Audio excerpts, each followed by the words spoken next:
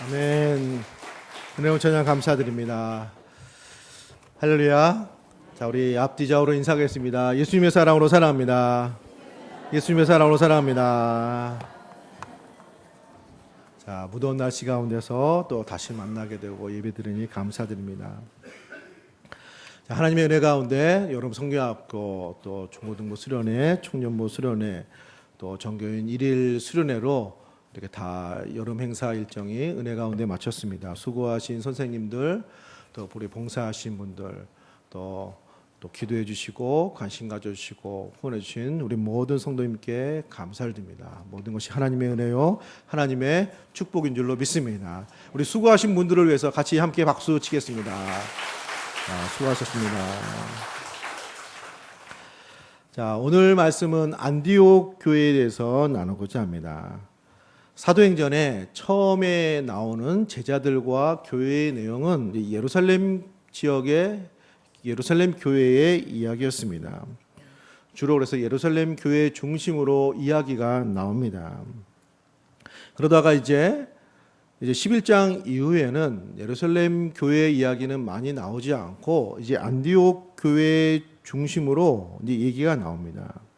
왜냐하면은 이제 안디옥 교회가 최초로 이방인 교회로 세워졌고 또 최초로 바울을 선교사로 파송하면서 이방인 지역을 복음을 전하는 그 일을 감당하는 교회가 되었기 때문에 그렇습니다. 사도행전은 예수님 말씀하신 대로 성령이 임하면 예루살렘과 온 유대와 사마리아와 땅끝까지 이르러 증인이 되는 복음이 전해지는 이런 내용을 기술한 하나님의 말씀이기 때문에 이제 그 과정에서 예루살렘을 넘어서 유대를 넘어서서 이제 땅끝까지 전하는 일에 쓰임 받는 그 교회와 그 성도가 이제 안디옥 교회이기 때문에 이제 이 교회에 대한 이야기가 나오고 또 여기서 또 만들어지는 또 부름받는 사도 바울과 이제 바나바가 이제 파송받고 이제 복음이 이제 온 땅에 전해지는 선교의 이런 그 현장들이 전해진 내용이 사도행전의 그 뒷부분의 내용이라고 볼 수 있습니다. 자, 오늘 말씀을 통해서 이 안디옥 교회의 모습, 안디옥 교회의 성도의 모습, 특별히 많은 은혜가 나타난 이 교회와 성도의 모습을 보고 오늘 우리도 그 모습을 좀 교훈 삼아서 우리들의 생활 속에서도 우리 몸된 교회의 삶 속에서도 교회 생활 가운데서도 하나님의 은혜가 동일하게 나타나는 복된 시간이 되시기를 축원합니다. 일단은 안디옥 지역하면 안디옥하면은 우리는 이제 그쪽 지역에 사는 사람이 아니라서 저렇게 감이 잘 안 올 수 있습니다. 일단은 안디옥 지역은 이스라엘 지역이 아닙니다. 이스라엘에서 떨어진 지구로 따지면은 약간 터키 남부 지역에 해당하는 그런 지역입니다. 자, 이렇게 한번 생각하면 조금 이해가 될지 모르겠습니다. 그 이스라엘 나라의 크기가 한 전라남북도 합한 정도의 크기입니다. 그거보다 약간 가늘고 긴 그런 모습으로 되어 있습니다. 그리고 전라남북도를 이스라엘로 치면 예루살렘은 한 어디쯤 될까요? 광주쯤 해당합니다. 광주쯤에 있고, 그리고 북쪽 갈릴리 호수 지역은 한 전주쯤 해당됩니다.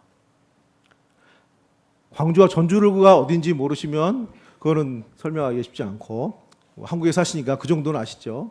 그렇게 되어 있고, 다메섹 그 바울이 예수 믿는 사람들을 이렇게 잡으러 갔던 다메섹은 그렇게 따지면 한 대전쯤 위치합니다. 대전쯤. 그러니까 이스라엘의 그 경계면 바로 위쪽. 전라북도 좀 위쪽 오른쪽이 대전이잖아요. 그러니까 그쯤이 다메섹이고, 안디옥은 어디쯤 될까요? 안디옥은 서울입니다. 서울쯤에 해당합니다. 서울. 그러니까 전라남북도를 이스라엘로 삼으면 위치가 한 대전이 다메섹, 그리고 서울이 안디옥, 오늘 나오는 안디옥 지역. 그리고 또 그렇게 따지면 중국 지역 있잖아요. 중국의 한 절반 정도가 사도 바울이 걸어서 이렇게 선교를 했던, 복음을 전했던 그 지역이라고 볼 수 있습니다. 그래서 그 지역이 우리 지역이 아니라서 우리가 잘 느낌이 안 오는데 그런 식으로 위치와 크기를 생각하면은 어느 정도 감이 올 수 있을 것 같습니다. 자, 안디옥 지역을 좀 더 설명을 드리면 당시 로마의 3대 도시였습니다. 그러니까 세 번째로 큰 도시. 그리고 인구가 50만 명이나 거주했습니다. 그러니까 당시에 꽤 큰 도시고 국제적인 도시였습니다. 로마인도 있고 그리스도인도 있고 그리고 여러 가지 이유로 유대인이 거기에 이렇게 거주하기도 하고 유대인들이 있고 또 기록에 의하면은 동양인들도 있었습니다. 안디옥 지역에 중국인들도 있었다고 되어 있습니다. 그 시대에 벌써. 그래서 중국 쪽으로 옛날에 복음이 좀 전해지는 이런 흔적들이 있는데 추측하건대 아마 이 안디옥 교회가 세워지면서 혹시 그쪽으로 복음이 전해지는 통로가 되지 않았을까 이렇게 생각해 볼 수도 있을 것 같습니다. 자, 안디옥 지역이 이렇고 자, 이제 오늘 본문에 보면은 안디옥 교회가 생겨난 배경이 나와 있습니다.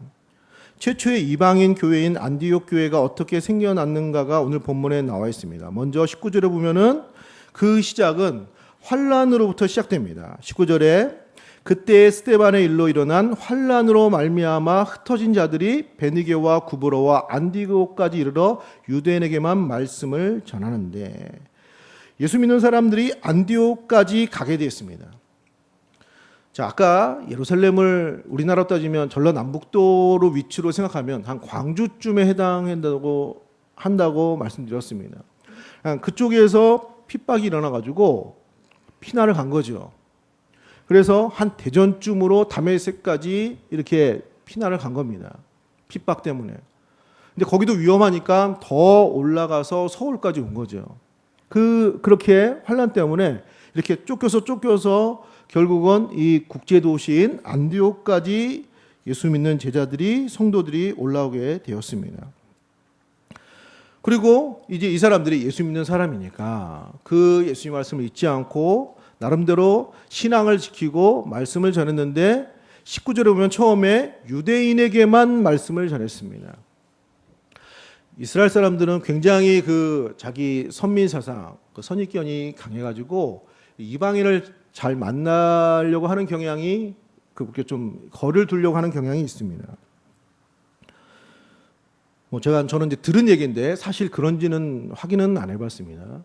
이스라엘 지역에 여행을 가다가 어떤 식당에서 이렇게 음식을 먹을 때 우리 한국 사람은 뭐가 있어야 되죠? 김치가 있어야 되잖아요. 김치를 챙겨온 거예요. 그래서 음식 이렇게다가 이거 입맛이 좀 안 맞네. 김치 먹어야지. 그래서 김치를 꺼내가지고 좀 우리한테 좋은 냄새지만 어쨌든 냄새 나는 김치를 그릇에 이렇게 담아서 맛있게 먹습니다.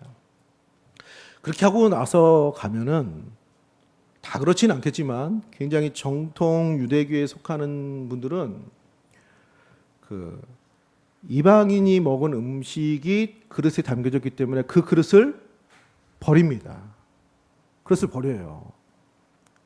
다 그렇지는 않겠죠. 일부 열심 신도 그 정도로 이렇게 되게 막 부정하게 이렇게 안 좋게 보는 지금도 그게 남아 있는 이런 것이 이제 유대인입니다. 그래서 흩어져서 국제도시인 안디옥까지 갔지만 거기서도 교제를 처음에는 유대인하고만 한 겁니다.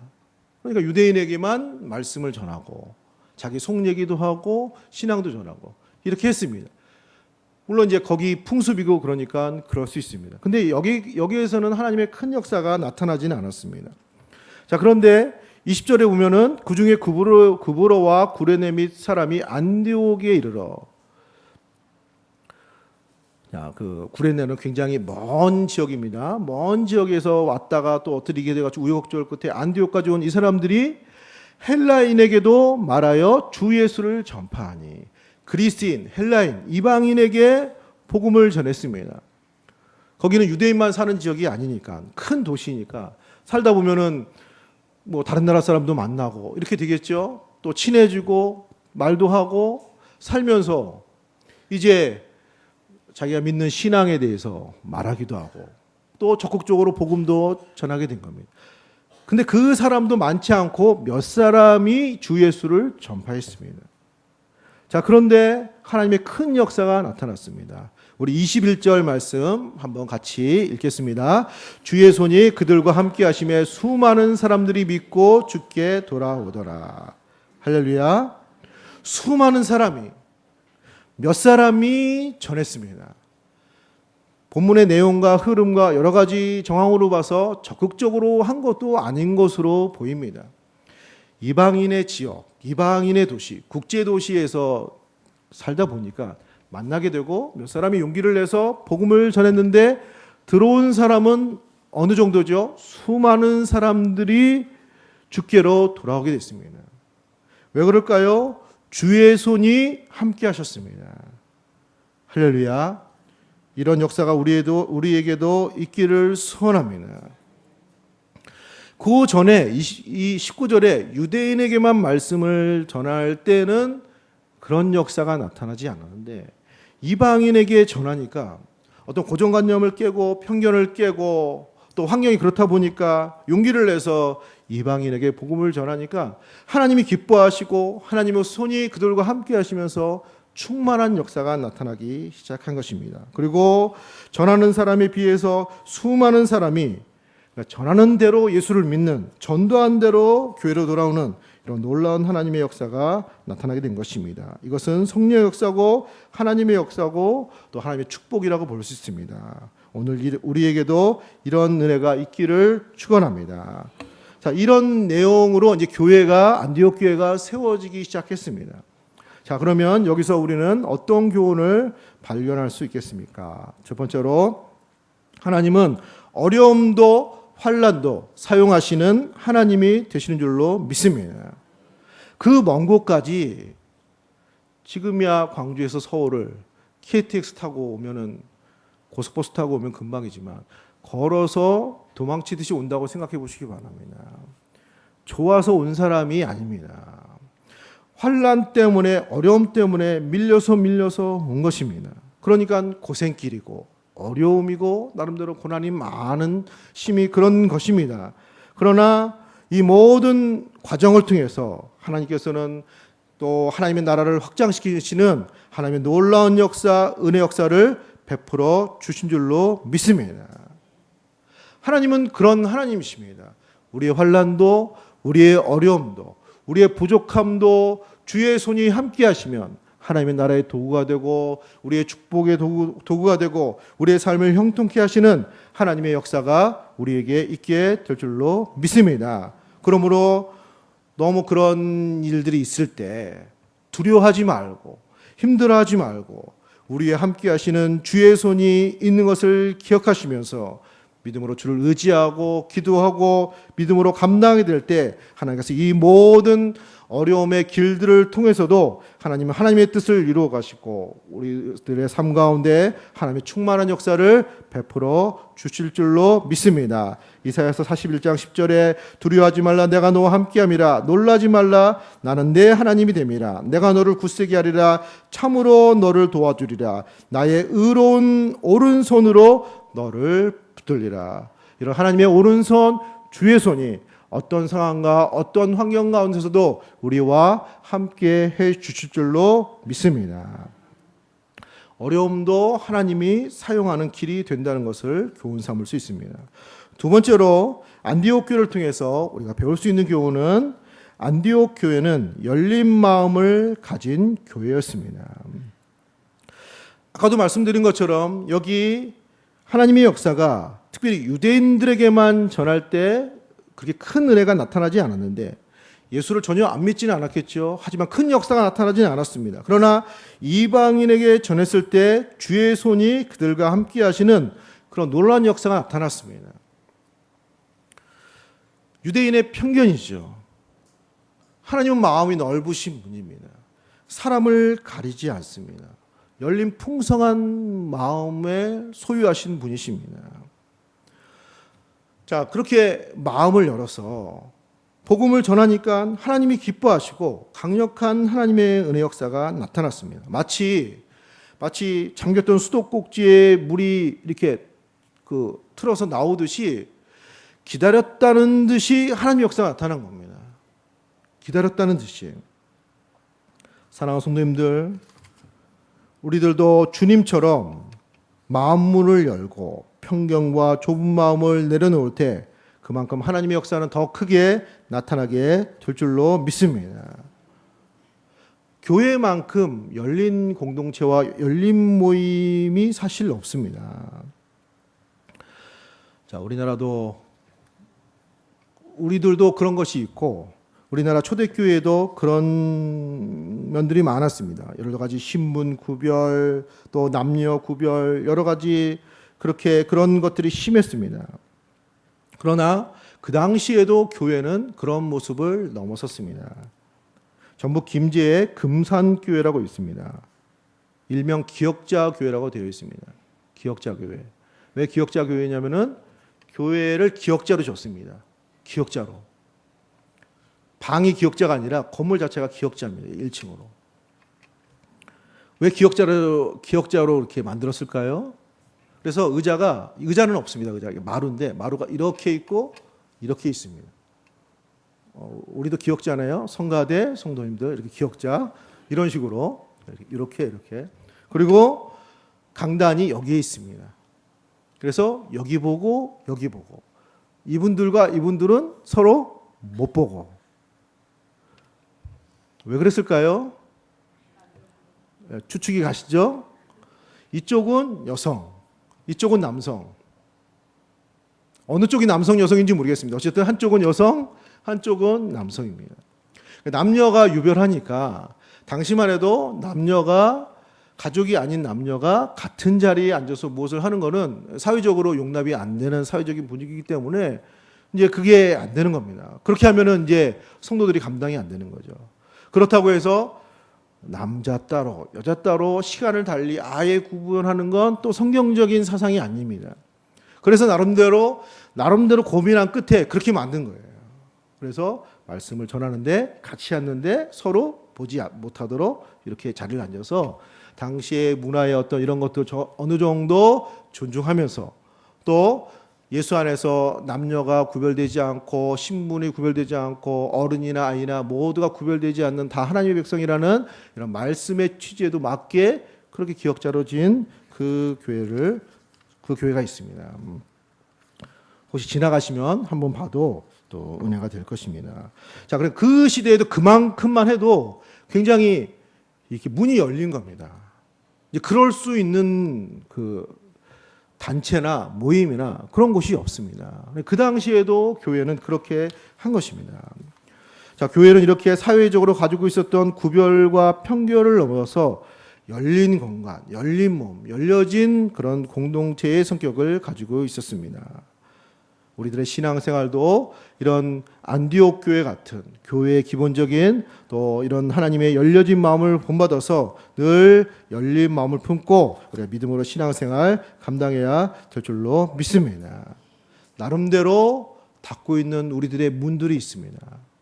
그 문들을 여시고 우리 하나님의 마음이 넓으시니까 우리가 하나님 닮아서 예수님 닮아서 우리의 마음을 조금 넓힐 때 지금 유대인들만 복음을 전하다가 문을 조금 넓혀서 가까이 있는 이방인들에게 복음을 전할 때 하나님께서 강력하게 역사하신 것처럼 우리가 우리의 마음을 조금 더 넓히면 하나님께서 그 넓은 마음에 더 충만한 역사, 성령의 역사, 은혜 역사를 베풀어 주실 줄로 믿습니다. 할렐루야. 그래서 저는 교회 사무실에 있으면 문을 다 열어놓습니다. 창문도 열고 또 저기 문도 열고 올라가지고 문도 열고 뭐 날씨가 더워서 문을 안 열 수가 없습니다. 그러니까 문을 활짝 열고 물론 나갈 때는 문을 닫지만 자 마음문을 활짝 여시고 그 안에 하나님의 은혜가 충만한 우리 성도님들 몸된 교회 되시기를 소원합니다. 성경에 내 입을 넓게 열라고 했는데 우리 입만 넓게 열 것이 아니라 우리의 마음을 넓게 열 때 그 넓은 길을 통해서 하나님의 큰 역사가 나타난 그래서 생겨난 교회가 안디옥 교회입니다. 세 번째, 안디옥 교회는 풍성한 착한 성품을 가진 교회였습니다. 안디옥에서 수많은 사람이 예수 믿고 교회로 들어온다는 사실을 어머니 교회 같은 예루살렘 교회에서 보고를 받았습니다. 그래서 이것이 과연 하나님의 역사인가? 저들도 진정으로 예수를 믿는 사람이 맞는 것인가? 뭐 이상한 사람들이 된 것이 아니야. 그래서 약간은 조사하듯이 아니면 또 부족한 부분을 감당하는 그런 마음으로 22절, 23절에 보면 예루살렘 교회가 바나바를 파송합니다. 22절에 예루살렘 교회가 이 사람들의 소문을 듣고 바나바를 안디옥까지 보내니 23절에 그가 이르러 하나님의 은혜를 보고 기뻐하며 모든 사람에게 굳건한 마음으로 주와 함께 머물러 있어 권하니 24절에 바나바는 착한 사람이요. 바나바라는 사람을 보내서 그 성도들을 감당하게 하고 또 잘 교회가 이루어지도록 예루살렘 교회가 한 사람을 파송을 했는데, 지도자를 파송했는데 그 사람이 바나바였습니다. 근데 그 바나바가 어떤 사람이었냐면은 착한 사람이고 성령과 믿음이 충만한 사람이었습니다. 할렐루야. 당시 초대교회 성도들은 다 성령과 믿음이 충만합니다. 그러지 않으면 신앙생활이 감당하지 않는 시대였습니다. 근데 그 중에서 특별히 바나바의 특징은 착한 사람입니다. 인격이 풍성합니다. 넓은 그릇을 가지고 있습니다. 그것을 어떻게 알 수 있냐면은 나중에 사울을 찾아가서 사울을 격려해가지고 안디옥 교회에서 같이 사역을 감당하게 합니다. 다른 사람들은 다 사울이 예수 믿고 변화받고 부활하신 주님을 만나서 부름을 받았다고 해도 아무도 인정하지 않았습니다. 만나러 가지 않고 오히려 혹시 이거 뭐 속이는 거 아니야? 전에 우리 예수 믿는 사람들 잡아다가 감옥에 갇히게 하는 사람인데 이거 뭐 이중첩자 뭐 이런 거 아니야? 이렇게 경계를 했는데 바나바는 그 사울을 보고 그의 변화된 모습을 보고 그의 은사를 보고 또 하나님의 부름받은 모습을 보고 그를 불러다가 같이 안디옥 교회에 이렇게 또 사명을 감당하는 또 그런 역할을 또 바나바가 감당합니다. 자, 이런 여러 가지 모습을 볼 때 이 바나바는 그런 넓은 그릇, 착한 성품, 그런 풍성한 인격을 가지고 있었습니다. 자, 이렇게 바나바라는 사람이 오자 24절에 바나바는 착한 사람이요 성령과 믿음이 충만한 사람이라 이에 큰 무리가 죽게 더해지더라. 큰 무리의 교회, 대중교회, 이런 큰 무리가 교회 안으로 들어오게 된 것입니다. 사랑하는 성도님들, 아마도 이제 바나바 같은 성품이면 감당할 수 있다고 싶어서 예루살렘 교회에서 바나바를 보낸 것입니다. 자, 어쨌든 안디옥 교회는 마음을 열어서 복음을 전해서 생겨진 교회가 안디옥 교회입니다. 이방인으로 구성되어 있습니다. 그러니까 분위기가 굉장히 이렇게 어떤 사람을 구분하지 않는, 유대인의 편견이 없는 예루살렘 교회와 정말로 정체성이 좀 다른 그런 교회와 성도들이 됐습니다. 거기다가 바나바라는 이런 풍성한 마음이 착한 성령이 충만한 믿음의 사람이 지도자로 이제 안디옥 교회를 감당하게 된 것입니다. 자, 교회가 그러면서 교회는 더 많은 사람들이 들어오고 또 정착하고 또 믿음 생활할 수 있는 이런 교회가 되어서 더 풍성하게 이방인을 감당하는 안디옥 교회가 된 것입니다. 사랑하는 성도님들, 안디옥 교회의 분위기가 좀 느껴지지 않습니까? 어떤 모습일지 아마 누가 오더라도 환영이 되는, 그리고 좀 마음이 가볍게 들어올 수 있는, 그리고 다양한 사람이 어떤 계층이든지 서로 또 소통이 되는, 그리고 또 서로 좀 다른 모습과 다른 배경과 다른 성격과 다른 이런 모든 걸 가지고 있는 서로를 이렇게 용납하고 받아주는 이런 분위기의 모습이라고 우리가 상상할 수 있습니다. 자, 이런 모습으로 안디옥 교회가 성장함으로 이제 많은 이방인을 감당하는, 그래서 바울과 바나바를 선교사로 파송하며 이방인 선교를 감당하는 거기에 걸맞는 안디옥 교회로 지금 점차적으로 성장하고 있는 것입니다. 본인들도 알게 모르게 하나님의 섭리 가운데 수많은 이방 사람들, 수많은 민족을 감당할 수 있는, 그들을 위해서 기도하고 그들을 위해서 무엇인가 하나님 일을 감당할 수 있는 그런 선교를 감당하는 안디옥 교회로 지금 만들어져 가는 모습을 볼 수가 있는 것입니다. 사랑하는 성도님들, 우리 몸된 교회가 우리들의 신앙생활이 이런 안디옥 교회의 좋은 모습을 본받기를 소원합니다.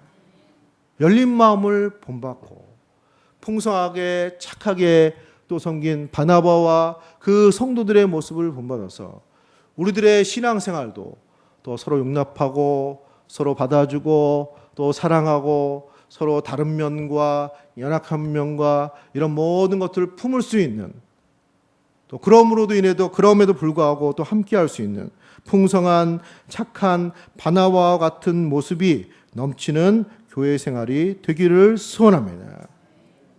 나중에 예루살렘에 큰 흉년이 났을 때 이 안디옥 교회가 부조를 보냅니다. 오늘 읽지는 않았지만은 그 28절에 보면은 아가보라는 한 사람이 일어나 성령으로 말하되 천하에 큰 흉년이 들리라 하더니 글라우디오 때에 그렇게 되니라. 흉년이 난다고 예언이 됐었는데 흉년이 난 겁니다. 그래서 이 안디옥 교회 이 성도들이 모아가지고 29절에 제자들이 각각 그 힘대로 유대에 사는 형제들에게 부제를 보내기로 작정하고, 그들이 연약하고 또 흉년으로 고생하는 걸 알고 자발적으로 힘 닿는 대로 그 구제금을 보내서 또 성도들이 또 생활하기 부족함이 없도록, 어려움이 없도록 그 어려움을 도와줬습니다.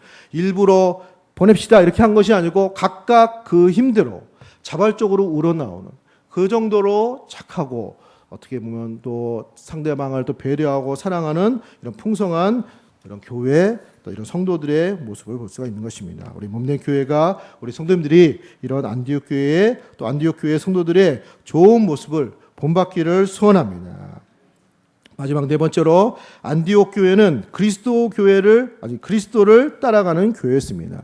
오늘 읽은 말씀 26절입니다. 26절에 보면 만남에 안디옥에 데리고 와서 사울을 만나서 사울을 격려해가지고 교회가 커졌으니까 혼자 감당이 안 됩니다. 같이 사역을 합시다. 그래서 후에 바울이 된 사울을 데리고 와서 26절에 둘이 교회에 1년간 모여 큰 무리를 가르쳤고 제자들이 안디옥에서 비로소 그리스도인이나 일컬음 받게 되었더라. 1년 동안 열심히 말씀과 신앙생활과 주님의 뜻을 가르쳤습니다.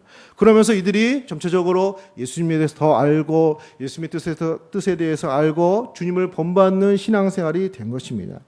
그러자 사람들이 안디옥 교회 성도들을 향해서 그리스도인이라 이름을 붙여줬습니다. 그러니까 별명을 붙여준 겁니다. 근데 이 별명은 약간 풍자의 의미가 담긴 그 별명입니다. 그러니까 밖에 있는 사람들이 정말로 예수님을 잘 따르네 이렇게 칭찬하듯이 한 것이 아니고, 안디옥 교회 사람들은 예수밖에 몰라. 무슨 말만 하면 예수야. 머릿속에 온통 그리스도밖에 없나 봐. 어떤 기준과 선택과 이런 모양이 예수님이 이렇게 말씀하셨다고 예수님에 대한 항상 생각을 하고 말을 하고 좀 이해가 안 되는, 예수밖에 모르는 사람, 그리스도로 사는 사람, 그리스도인, 예수쟁이, 이런 의미에서 별명이 붙여진 것이 그리스도인이고 오늘 크리스찬의 유래가 된 것입니다. 사랑하는 성도님들, 사람들은 풍자적으로 어떤 의미에서 비웃는 투로 그런 별명을 붙였는지는 모르지만 거기에 사실 핵심이 담겨져 있는 겁니다. 이 안디옥 교회 성도들의 삶이 어떤 것이라는 걸 반증을 하는 겁니까? 예수님을 따라가고 예수님을 의지하고 예수님 중심으로 생각하고 예수님의 뜻을 실천하려고 하고 늘 마음속에, 생각 속에, 생활 속에 예수님이 살아계셨기 때문에 이들이 그런 별명, 그런 이름을 얻게 된 줄로 믿습니다.